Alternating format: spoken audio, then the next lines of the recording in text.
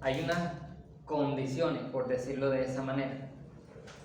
Y es que la esposa, bueno, esto también se me pasó a decirles, hay un asunto de que la esposa de Manoah era estéril, haciendo alusión también a Sara, pero después de esa esterilidad vemos la promesa en Isaac, y después se va a ver cómo van a ser benditas todas las familias de la tierra, y hay un asunto allí también de Jesús, pero ya lo vamos a ver más adelante en la monarquía. Entonces, este Sansón nace con unas precondiciones de nacimiento. Hay unas declaraciones del ángel para que se guarden y todo eso. Y de una u otra manera está como que apuntándonos también a nosotros a ver a un Israel que tiene que hacer tales cosas. ¿Para qué? Para que Dios pueda estar en medio de él. Y eso es una cosa que pues la madre de Sansón lo hace, el padre de Sansón lo hace, pero Sansón como que tiene de una u otra manera eso en poco. ¿Por qué razón? Por lo que va a pasar después. Entonces, hay un asunto muy interesante aquí, que es que el Espíritu del Señor viene sobre él con gran poder y hace lo que hace. Capítulo 14, versículo 6. Entonces, cuando el Espíritu del Señor viene sobre una persona y la persona hace lo que hace, eso no quiere decir que el Espíritu de Dios o el mismo Dios está siendo permisivo con algunas acciones de la persona. Ahí hay una gran diferencia. Pero dentro de todo eso no tiene que ver cómo Dios es soberano, y a veces sí pone como un alto a la persona o un límite que no puede ceder o exceder la persona. El asunto es que a Sansón le tienden como una trampa, y entonces él coge y hace desastres con la fuerza y el poder que él tiene. ¿Por qué? Porque él dice que si le descubren la adivinanza que ellos les dicen, entonces él les iba a dar 30 vestidos de lino y 30 mudas de ropa. Pero si no lo descubren, ellos se lo tenían que dar a él. Entonces ya saben el asunto con la mujer, le dicen a la mujer y les dicen.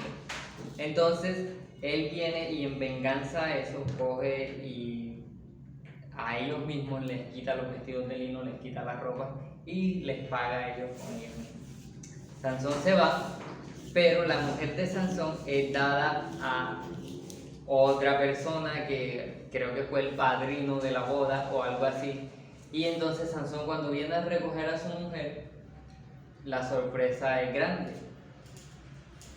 Y de nuevo Sansón coge y hace desastres ahí. Entonces termina Sansón con Dalila, una mujer que no tenía nada que ver con el pueblo de Israel. Y entonces, de una u otra manera, es muy interesante este versículo 16-23. Los príncipes de los filisteos se reunieron para ofrecer un gran sacrificio a su dios Dagón y para regocijarse, pues decían: nuestro Dios ha entregado en nuestras manos a nuestro enemigo Sansón. Y es muy interesante porque yo decía cómo la gente a veces es tan, no sé la palabra, así, tan boba, tan ilusoria, tan ridícula, tan salida de la realidad, porque es el mismo Sansón el que hace que él sea entregado en manos de los filisteos, ¿sí? Y bueno, de una u otra manera es la misma Dalila la que hace que eso pase, ¿sí? Y entonces yo decía, Israel es igualito, Israel tenía todas las de ganar, era un pueblo bárbaro, vencedor, y de una u otra manera él mismo le dice a la gente que está ahí: ¿saben qué? Nosotros vamos a perecer en esta tierra si nosotros nos quedamos con ustedes, si nosotros nos casamos con sus hijas, si nosotros adoramos lo que ustedes adoran. Y entonces los pueblos lo van llenando de su cultura, y de una u otra manera Israel fracasa.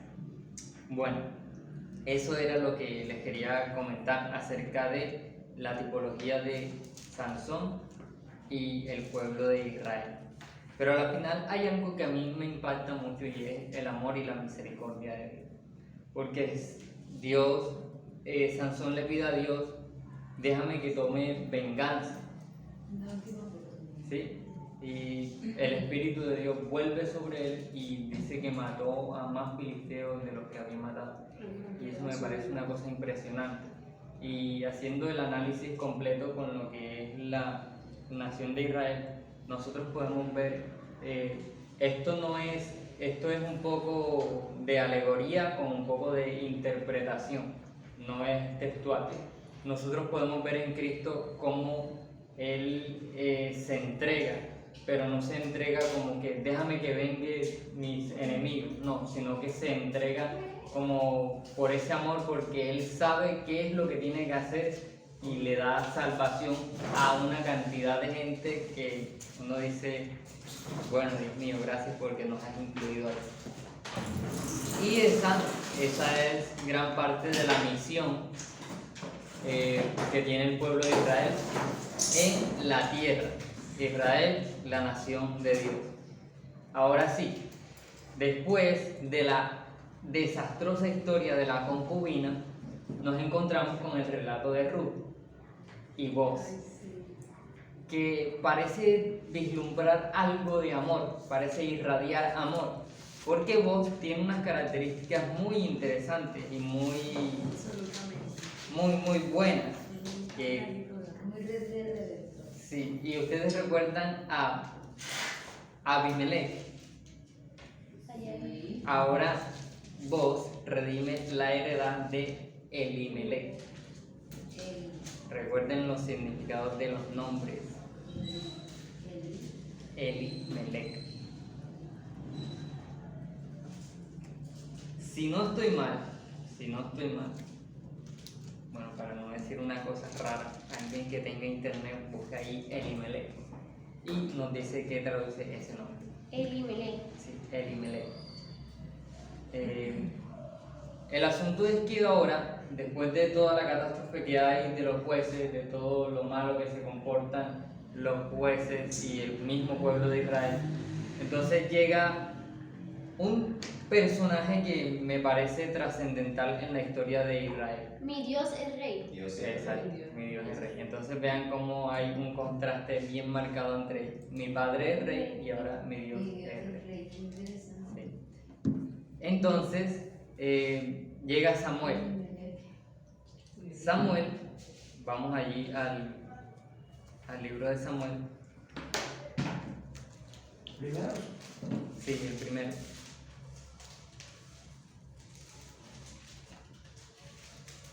Allí en el capítulo 2. Y vamos a leer este cántico de Ana.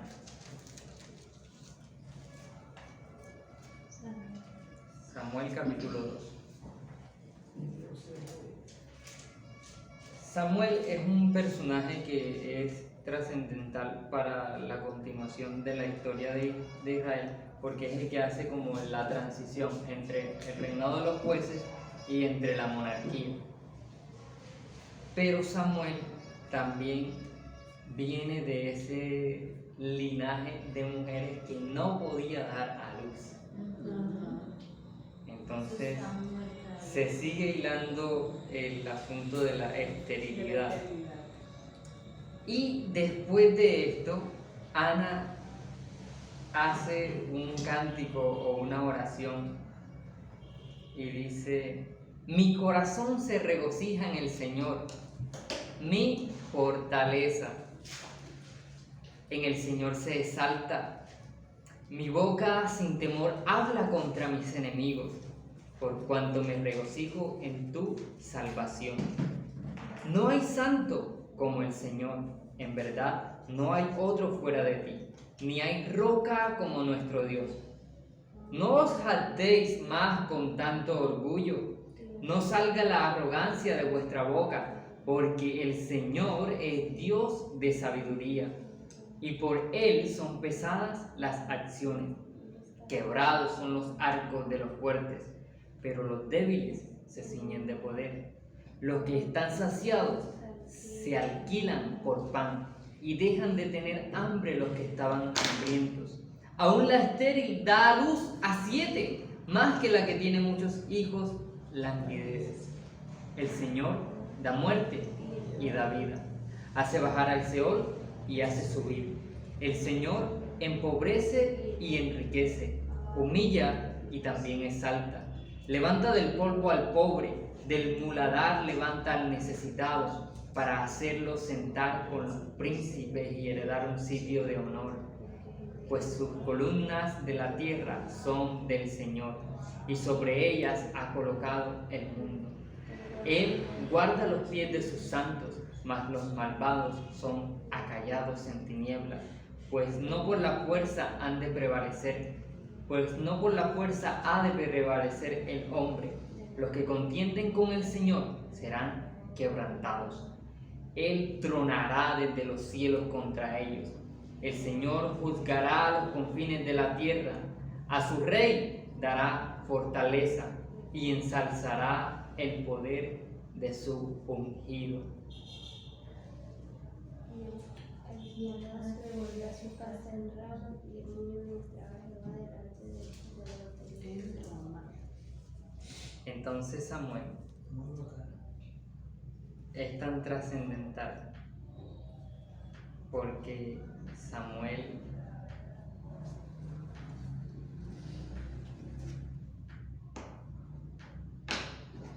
es un tipo que es entregado a Dios. Samuel es un tipo que vive para Dios. O sea, con Samuel se redime otra vez esa comunión, ¿cierto? Algo así. Exactamente. Entonces, vean bien el versículo 10. Los que contienden con el Señor serán quebrantados. Él tronará desde los cielos contra ellos. El Señor juzgará los confines de la tierra. A su rey dará fortaleza y ensalzará el poder de su ungido. Dos anotaciones. Su rey. La referencia al rey del Señor apunta a los eventos centrales de los libros de Samuel, es decir, la institución de la monarquía, e implica que la idea de la monarquía propiamente concebida no está mal, que Israel tendrá un rey y se anuncia en varios lugares del Pentateuco, como en Génesis 49:10. Recuerden que esa es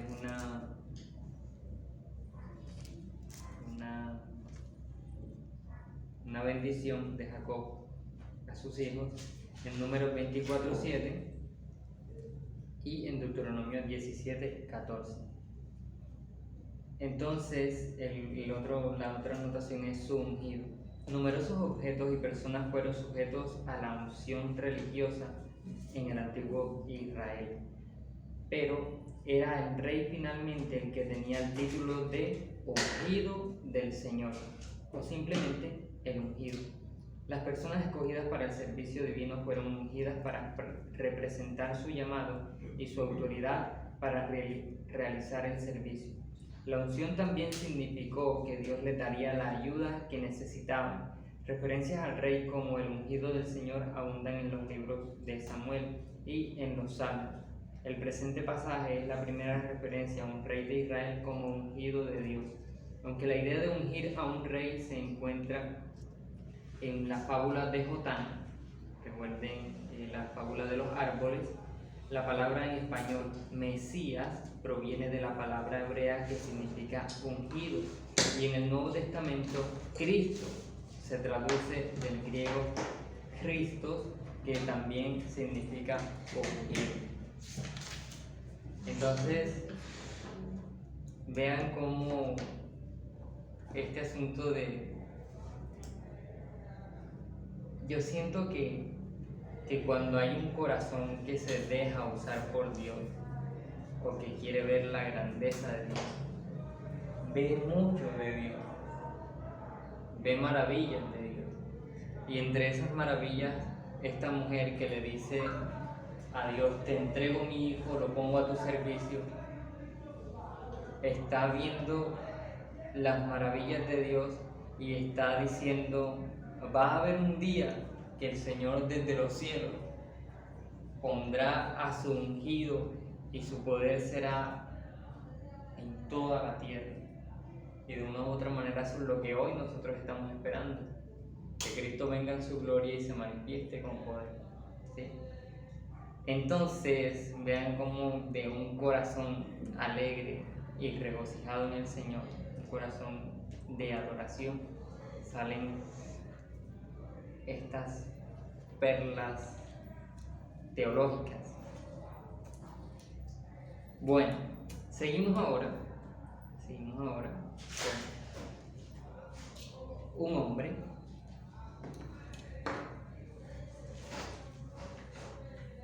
que se llama Saúl. ¿Saúl? Sí, Saúl. Y vamos al capítulo 13, al 14 y al 15. 13, 14. Sí, Samuel 13, 14 y 15. Bien. Vamos a tratar estas preguntas. La primera es, ¿qué pasó y por qué pasó? Y cómo eso afecta al pacto que Dios hizo con Israel.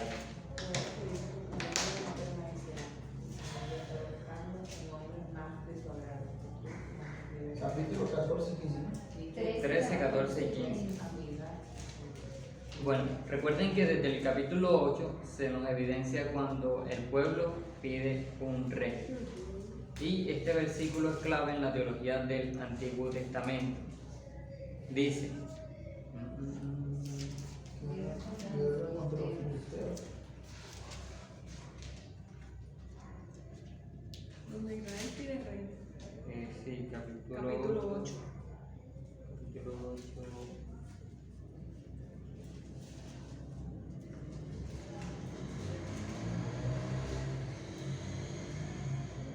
En el versículo 5 dijeron, y aquí tú has envejecido y tus hijos no andan en tus caminos, por tanto constituyenos ahora un rey que nos juzgue como tienen todas las naciones. Bueno,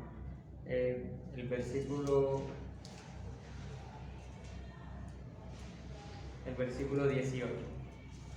Ese día clamaréis por causa de vuestro rey, a quien escogisteis para vosotros, pero el Señor no os responderá en ese día. 9:18. Sí, 8, 18. 8, 18. Y clamaréis aquel día. Versículo 19 dice, no obstante el pueblo rehusó oír la voz de Samuel. Y dijeron, no, sino que habrá rey sobre nosotros, a fin de que seamos como todas las naciones. ¿Y cuál era la misión de Israel? Ser diferente. Ser Que diferente su rey a fuera todas las naciones. ¿Sí? Entonces ellos dicen, no. Y aquí hay una sentencia que es clave en el Antiguo Testamento. Él dice, el Señor no os responderá en ese día. De una u otra manera Samuel les está diciendo, lo que ustedes van a hacer va a ser malo, tan malo, que cuando ustedes clamen a Dios, Dios no les va a escuchar, Dios no les va a prestar atención. Y ellos dicen como que bueno, no me importa. Si Dios no me quiere prestar atención, a mí qué me importa, yo quiero tener un rey. Pero después dice el 21, después que Samuel escuchó todas las palabras del pueblo, las repitió a oídos del Señor. Y el Señor dijo a Samuel, oye su voz y nómbrales un rey. Entonces Samuel dijo a los hombres de Israel, váyase cada uno a su ciudad. Y entonces había un hombre de Benjamín, ahí aparece Saúl. Recuerden esto que dice Ana, Dios se opone al orgulloso y exalta al humilde. Dentro de la canción o del cántico o de la oración del capítulo 2 hay tres cosas fundamentales. Yo les voy a enviar la imagen. Dice, Dios se opone al orgulloso y exalta al humilde. Pero a pesar de la maldad de nosotros como humanidad, Dios está obrando. Y finalmente dice que Dios levantará un rey mesiánico. Saúl es ungido por Samuel, capítulo 10. Tomó entonces Samuel la redoma de aceite, la derramó sobre la cabeza de Saúl, lo besó y le dijo: ¿no te ha ungido el Señor por príncipe sobre su heredad? Vean bien la palabra, príncipe. ¿Por qué le dice príncipe? Si lo estaba viendo como rey. Ah, caramba. Porque todavía estaba Dios sobre Saúl. Exactamente. Dios nunca deja de ser el rey de Israel, a pesar de que el hombre se cree el rey. Pero Dios siempre tiene claro eso, porque Él tiene claro su papel dentro del pacto. Ahora dice: cuando te apartes hoy de mí, hallarás a 2 hombres cerca del sepulcro de Raquel en el territorio de Benjamín en Celsa, y te dirán: las asnas que fuiste a buscar han sido halladas. Bueno, y entonces Saúl hace unas cosas fantásticas también. Y en el capítulo 11, Saúl asume su reinado. Algo que les quiero contar acerca de Saúl.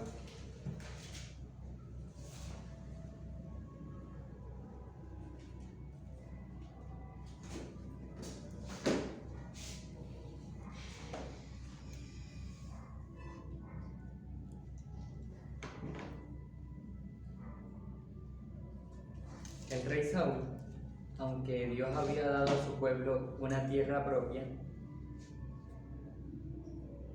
volvieron la espalda a Dios e intentaron actuar como las naciones alrededor.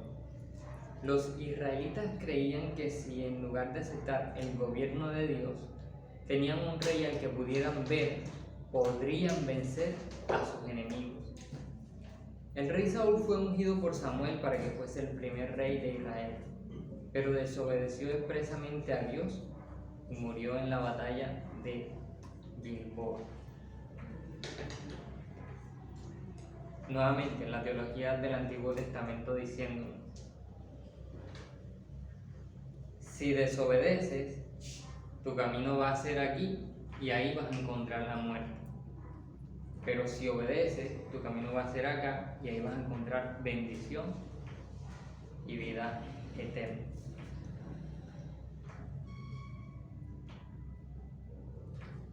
Para resumir el capítulo, el libro de Primero de Samuel, les voy a leer esta anotación que tengo acá, en donde de una u otra manera, más que algo textual del libro, es una aplicación personal. Las transiciones son parte crítica en la vida de las personas. Pasamos de una habilidad aprendida o desarrollada a otra habilidad. Pasamos de un ascenso a otro. La escuela nos proporciona los medios para trabajar y el trabajo nos proporciona los medios para nuestro retiro. Todos pasamos de una etapa a la siguiente en la vida, y al final pasamos de la vida a la muerte. Sea consciente de ello o no, su vida cambia constantemente. Por lo tanto, debe reconocer lo importante que es hacer bien las transiciones, aunque estas en sí no son críticas, sino que nuestra manera de responder a los cambios que se nos presentan es lo crítico.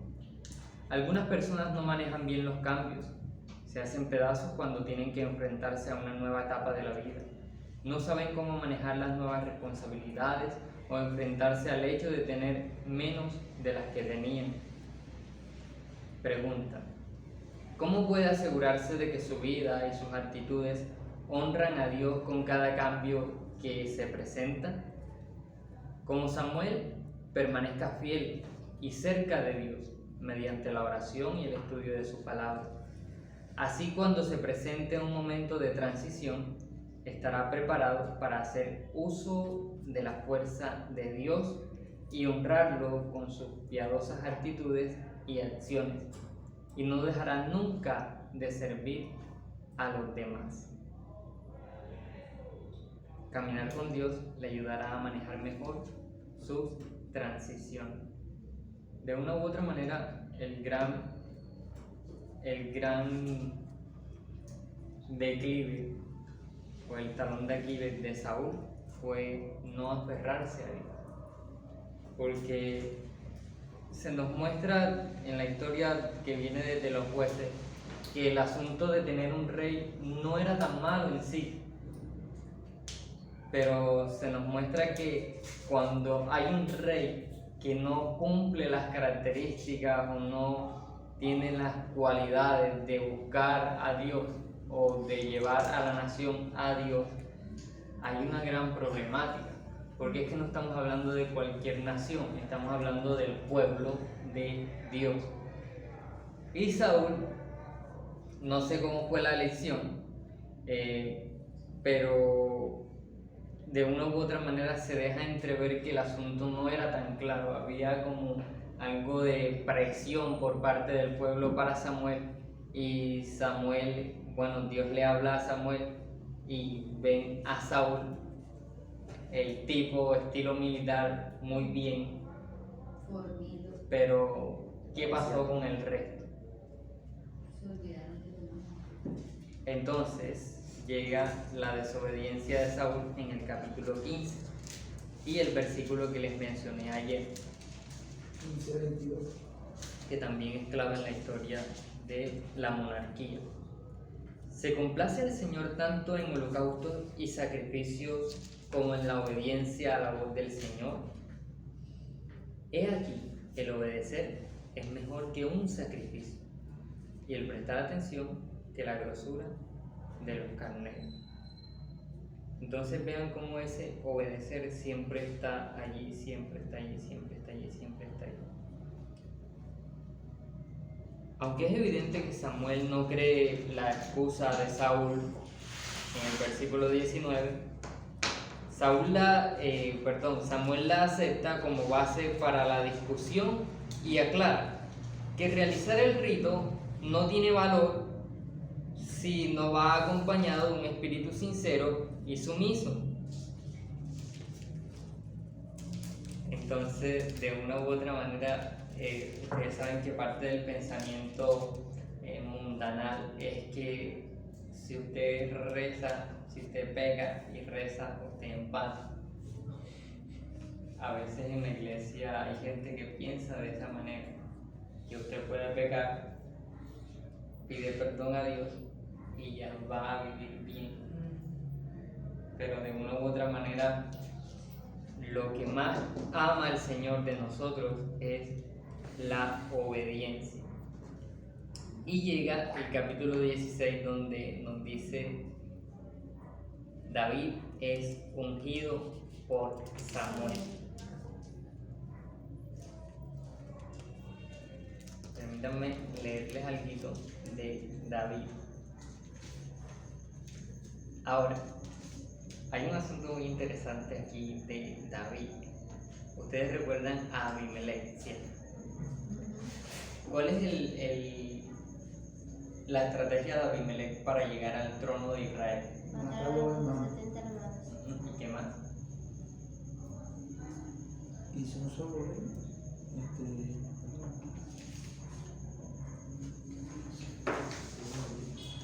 Confió en el nombre de su padre, ¿no? Sí, y algo más, hay algo que él hace. Lo dijo ahí.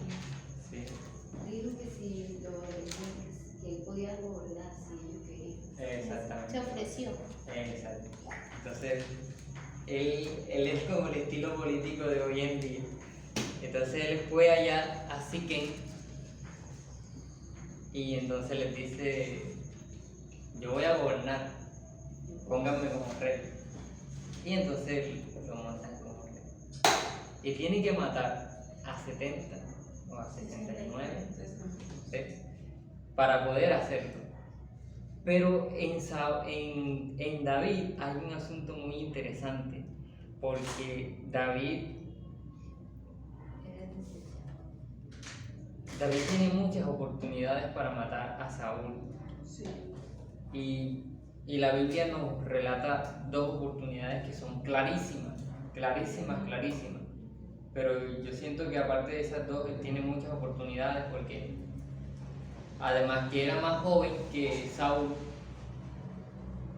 él tenía habilidades que se aprenden en el cuidado pastoril y eso le hacía mucho más, Conocimiento. sí, y tenía, Era más hábil.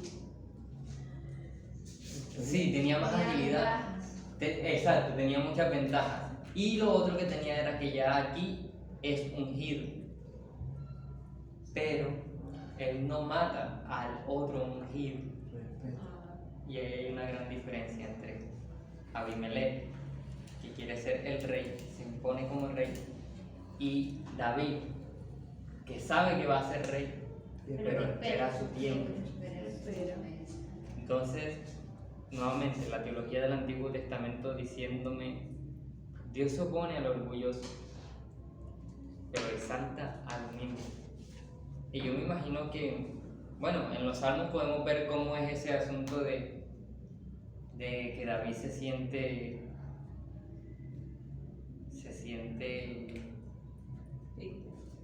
sí, muy triste y muy frustrado en el asunto de que como que yo soy el ungido de Dios, como que yo soy el rey de esta nación y como que me trata de así. Entonces, el asunto aquí, permítanme leerles. Bueno, alguien que por favor busque el Salmo 133.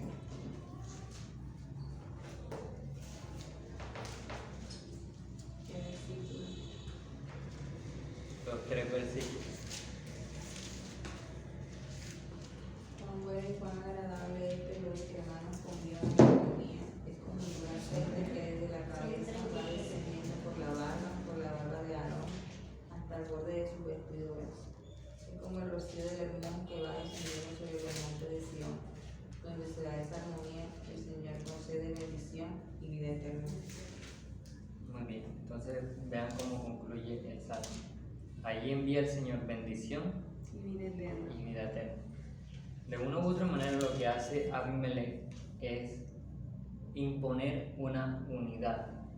Pero la diferencia que hay entre David y Abimelech es que David nos muestra Obediencia y espera el momento. no encuentro dónde dice exactamente los versículos, pero el mismo pueblo, en el capítulo 2 de segundo de Samuel,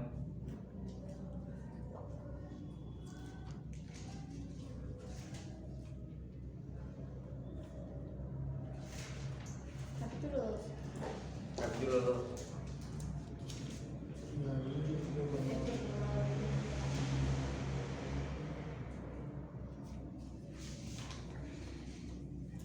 el capítulo 4 dice, vinieron los hombres de Judá y ungieron allí a David como rey sobre la casa de Judá.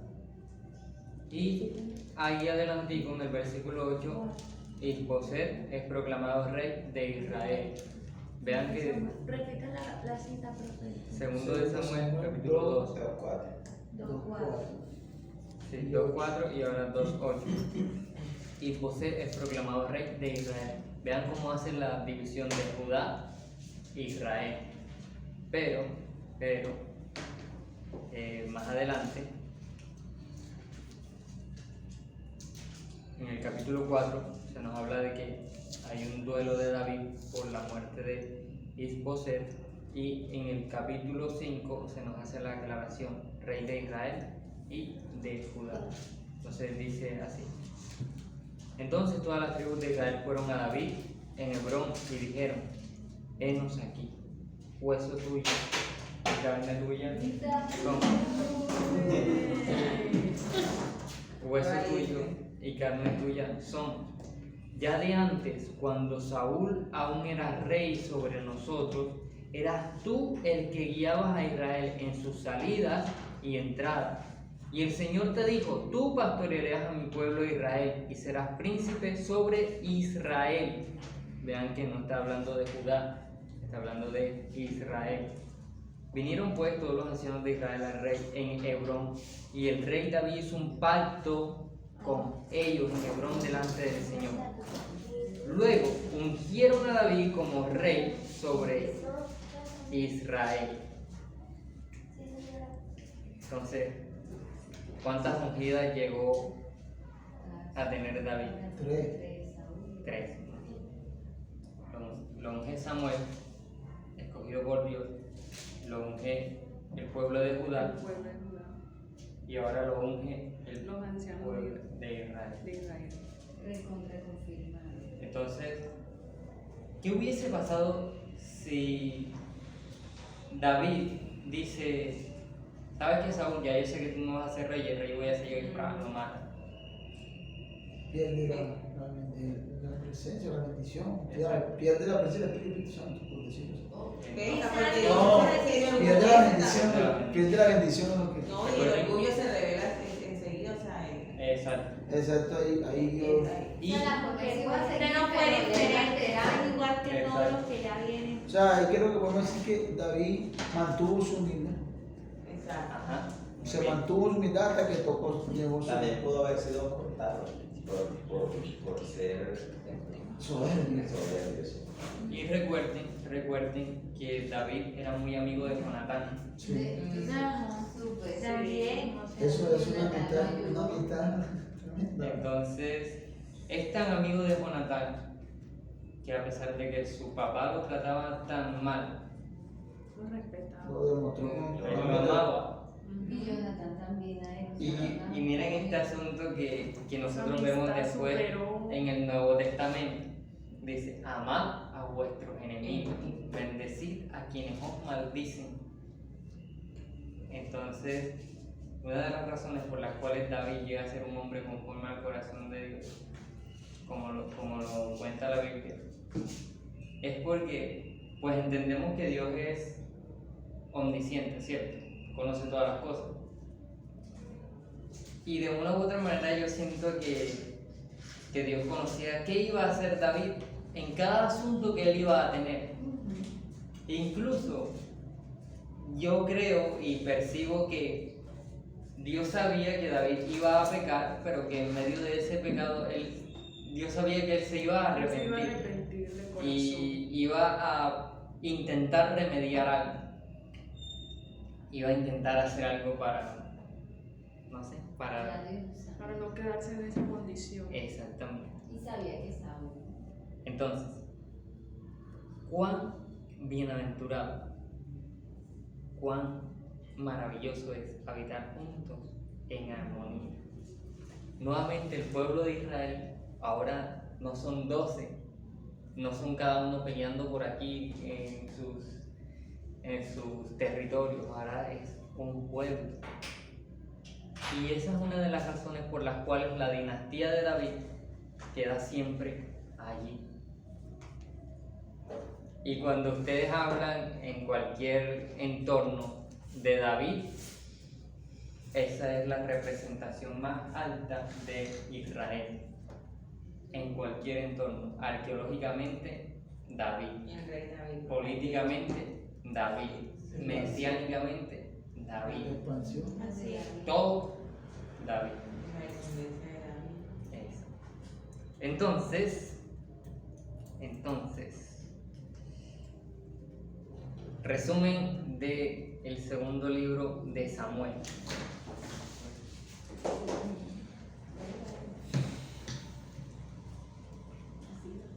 ¿Desea ser un hombre o una mujer conforme al corazón de Dios? Tiene que darse cuenta de que Dios no está buscando la perfección. Romanos 3:23 dice, todos pecaron, están destituidos de la gloria de Dios. Usted, como cualquier hombre o mujer de Dios, no carece de culpa. Sin embargo, está progresando. Y afortunadamente usted ama a Dios de todo corazón. E incluso, aunque dude y aunque caiga algunas veces, usted está dispuesto a pedir su perdón enseguida. En la vida de David se puede ver el actuar de la gracia de Dios. Dios perdona a sus hijos pecadores. Puede darle gracias por su misericordia cuando usted peca. Pero la vida de David también ofrece una visión seria de cómo actúa el pecado. Del sufrimiento de este rey se aprende que el pecado nunca se comete en el vacío. Nuestro pecado siempre afecta a otras personas. Pida a Dios fuerza para que le ayude a resistir el pecado, para que esto no afecte su relación con Dios y para que otros no tengan que soportar sus consecuencias. Nuevamente la invitación. Las bendiciones llegan a nosotros y a los que nos rodean cuando somos obedientes a los mandamientos de Dios. Entonces vean el asunto del Salmo 133. Porque allí envía el Señor bendición y vida eterna. Y David logra unificar a todo el pueblo de Israel. Y de David nace el Salvador, el que nos da la vida eterna. Entonces, son cosas que uno dice, bueno, yo personalmente digo, me encanta cómo se va hilando el Antiguo Testamento y cómo el Nuevo Testamento no es una cosa aparte de, sino que sigue una secuencia. Esa es una de las cosas que a mí personalmente más me impresiona de la Biblia, cómo tiene coherencia con miles de distancias de años, con una vasta transitoriedad de épocas, cultura. Eso es algo que yo digo, si esto no fuera de Dios, esto no sería así. Y yo por eso le creo a la Biblia. Y otra cosa que yo al escribir lo que escribieron en el Nuevo Testamento, por lo menos no hay un punto que diga que de pronto que sacaron, que tuvieron en cuenta lo del Antiguo. Simplemente algo así que sea crucial. ¿Sí me entiende lo que dice en el momento de escribirlo? Y tiene eso lo que usted dice, se escribió y tiene el encaje. Se encaja igual sin saber, sin nada. Sí. En Hebreos dice algo así, Hebreos 1:1.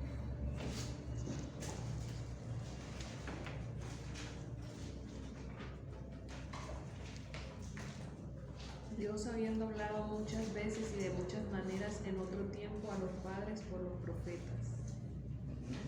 En estos últimos días nos ha hablado por su Hijo, a quien constituyó heredero de todas las cosas, por medio de quien hizo también el universo.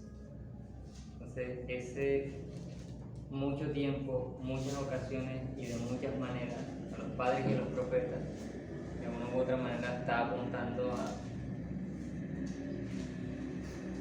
Abraham hasta la fecha. Ese es Israel. Bueno, entonces quiero darles algunos capítulos, algunos salmos, para que ustedes los lean y podamos hablar un poquito acerca de